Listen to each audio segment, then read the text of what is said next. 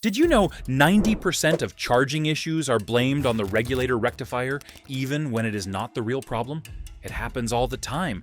Your bike will not start, the battery dies again, or the lights flicker under load. And the first thing riders replace is the regulator rectifier. But the issue often runs deeper, and the fix is rarely just one part. Today, I will walk you through 9 common mistakes riders make when fixing the regulator rectifier, and 3 that actually solve charging problems for good. If you want stable voltage, a longer-lasting battery, and a charging system that does not leave you stranded, this is the one to watch: the Parts Cannon Gambler. The classic move goes like this. The battery dies twice. Maybe the bike stalls on the way home. You search online, see a dozen posts blaming the regulator rectifier, and you order a new one before you even touch a test lead. The charging system is a chain, not a single link. You have the battery, the stator, the wiring, the connectors, the grounds, and only then the regulator rectifier. A weak battery can drag everything down. A wounded stator can send ugly alternating current into a perfectly healthy unit. A half-melted plug can drop voltage so badly that the battery never sees what the regulator rectifier is trying to deliver. So you bolt in a shiny new piece, connect it to all the same old problems, and when the issue returns, you assume the new part is junk. Replace, repeat, and you start thinking your bike is cursed. The real fix starts with honest testing, and that is where the next trap quietly ruins everything: the multimeter mirage. A multimeter can be your best diagnostic tool or your favorite liar. Twist the dial to the wrong setting, poke random wires, read whatever number flashes up, and you will prove almost anything you want. A healthy stator looks dead on direct current, a tired battery looks fine with the engine off, and a weak charging system looks perfect if you only test at idle with no lights on. To make the meter actually useful, you perform 3 simple checks. First, watch the battery while cranking. Second, check the stator's alternating current output between its wires. And third, read charging voltage at the battery at idle and at a real cruising speed with the lights on. Once those numbers are clear, patterns jump out, and you start seeing how often the real problem is not magic electronics at all, but something as boring and invisible as a bad ground. If your bike has been acting weird electrically, what's it doing? Dim lights, weak cranking, or stalling hot? Type it below, and we can help each other. And don't forget to like and subscribe, so your bike will never break down. The ground blind spot. No one brags about cleaning grounds, but a dirty ground can quietly sabotage every expensive part you bolt on. Many regulator rectifiers use their case or a dedicated wire as the main ground path. If that surface is covered in thick paint, powder coat, or corrosion, resistance climbs. Resistance turns into heat. Heat makes voltage unstable and stresses the unit. We have all seen a beautifully painted bracket with a regulator rectifier bolted to it like jewelry. It looks great and insulates everything. The unit cannot dump heat into the frame. It cannot ground cleanly. The result is flickering lights, random voltage dips, and a battery that sometimes charges and sometimes does not. A little sandpaper and a few minutes of prep turn that around. You clean down to bare metal, where the unit mounts. You route any ground wire to shiny frame metal, or straight to the battery negative. Once you do, another weak point becomes impossible to ignore: the connector meltdown. Many older bikes hide a little time bomb, the 3-wire stator plug that is browned, brittle, or half-melted. Riders push it together harder and hope for the best, but that burnt plastic is the symptom, not the fix. Hot, high-resistance contacts make voltage drop, heat climb, and sometimes even cause arcing that cooks the connector from the inside out. A good stator and a new regulator rectifier cannot work through that. The real fix is simple. Cut out the damaged plug, install quality connectors or solder, and heat shrink the joints, and give the system clean copper and tight contact. And once you fix that, another trap appears, usually disguised as a deal. The online auction surprise. Type regulator rectifier into a search bar, and your screen fills with options. Huge fins, bright colors, words like racing, high output, and heavy duty. And some cost less than a casual lunch. The temptation is obvious.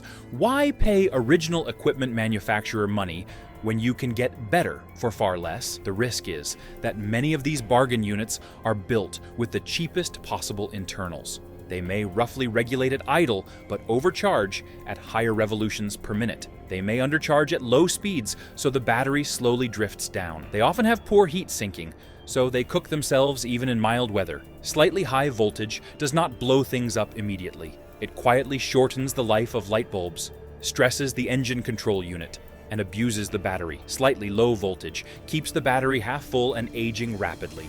With charging systems, quality and traceability are not luxuries. They are insurance. But even the best-named brand unit can be taken down by one very tired component sitting right next to it, the battery blind spot.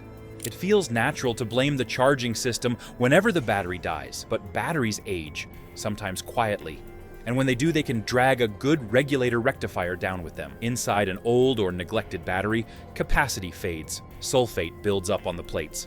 The voltage may look reasonable when the bike is at rest, but the moment you hit the starter, it falls on its face. The regulator rectifier then spends every ride pushing current into something that can no longer store energy properly. Working against that kind of load makes the unit run hotter and hotter. Over time, it can get cooked, and now you have both a bad battery and a bad regulator rectifier. Replace only the unit, and the new one has to fight the same battle all over again. Before you call the regulator rectifier guilty, you load test the battery, or at least watch its voltage while cranking. If it collapses hard, it is asking to retire. Fix that first, and suddenly the rest of the system behaves differently, especially if you stop baking the poor thing alive. The heat soak trap. Regulator rectifiers turn extra electrical power into heat. Those fins only work if they see moving air and cooler metal. Hide the unit behind a side panel, near an exhaust pipe, or buried under the seat, and it just cooks in its own heat. It may charge fine on a cool night, then suddenly sag in slow, hot traffic after 20 minutes and feel totally random. Good mounting is not about convenience. It is about temperature. You give it airflow, solid metal contact, and no direct blast from exhaust. Then you wire it up. And that is where the next upgrade can quietly turn dangerous. The wiring upgrade. Some riders chase clean wiring and run new leads straight from stator to regulator rectifier, and from regulator rectifier to battery, using thin wire and skipping fuses to keep it simple. Thin wire turns into a little heater. It drops voltage, gets hot, and can melt. No fuses means a short is not a blown link. It is a fire risk. Bad routing lets wires rub on sharp edges or lie against hot parts. Real upgrades respect current. You match wire gauge to the load, add proper fuses, protect the harness with loom and smart routing, and build it like it should last the life of the bike. And even if you get all of that right, there is still one more trap waiting in almost every garage: the idle-only illusion. Here is the usual test. Start the bike, let it idle. Put the meter on the battery, see something around 13 volts. Call the charging system, good. Then 2 weeks later, the motorcycle dies at highway speed.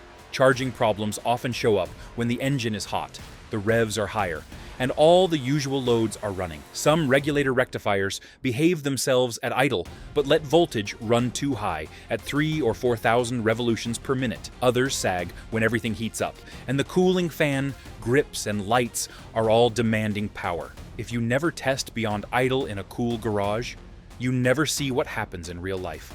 A proper check means measuring voltage at idle, and again at a realistic cruising speed, with the engine fully warmed up and the normal electrical loads switched on. Only then do you really know what your charging system is doing. So those are the 9 things you should never do while fixing a regulator rectifier: guessing at parts, misusing the multimeter, ignoring grounds, trusting cooked connectors, gambling on bargain units, overlooking dying batteries, baking the unit in heat, rewiring carelessly, and testing only at idle. If that is what not to do, what does a real fix actually look like? The full system diagnosis. A real fix treats the charging system as a whole. You begin with the battery, measure its resting voltage after sitting. Then, watch what happens when you hit the starter. If the number crashes and the engine struggles, the battery is suspect. Next, test the stator. With the engine running, unplug the stator and measure alternating current between each pair of wires. You are looking for consistent readings and no continuity from any stator wire to ground. Then, reconnect everything and measure direct current at the battery at idle and at a realistic cruising speed, with the headlight and usual loads turned on. If the stator looks strong and the battery is healthy, but the battery voltage is still wrong, you have narrowed the problem to the regulator rectifier, or the wiring and connectors around it. Along the way, you inspect plugs, grounds, and harness sections for heat and corrosion. That simple flow turns a mystery into a clear path, and once you know for sure that the regulator rectifier is the weak link, you are ready for the next step, the quality, bike-specific upgrade. With a confirmed diagnosis, you do not just buy anything with fins. You choose a unit that matches or improves the original equipment specification and actually fits your motorcycle. That might be a trusted original equipment manufacturer part from a reliable seller, or a well-known series-type upgrade for bikes that are hard on stators. Either way, you make sure the wiring layout is compatible, the current rating is sufficient, and the brand has a real reputation, not just flashy marketing. Now you have the right piece in your hands. The last step is to install it in a way that lets it live a long, easy life instead of becoming another mystery failure. The cool, clean, protected installation. You mount the regulator rectifier on a solid metal surface with good airflow. You clean away paint or corrosion where needed, so it can shed heat and ground cleanly. You route wires away from sharp edges and hot parts and secure them properly. Connectors are fresh and tight, or replaced with soldered and sealed joints. Grounds are bright metal under their bolts. Any new leads that go to the battery have correctly sized fuses in reachable spots. When you combine a full system diagnosis, a quality bike-specific unit, and a cool, clean, protected installation, your charging system quietly gets out of the drama business. If your bike keeps killing batteries, shows weird voltage readings, or randomly dies when hot, tell me your motorcycle model, year, and symptoms, and I will help you narrow down whether the real suspect is the battery, the stator, the wiring, or the regulator rectifier. And if you want a simple, step-by-step guide on how to test your charging system with a multimeter like a mechanic, make sure you are subscribed so you do not miss that breakdown.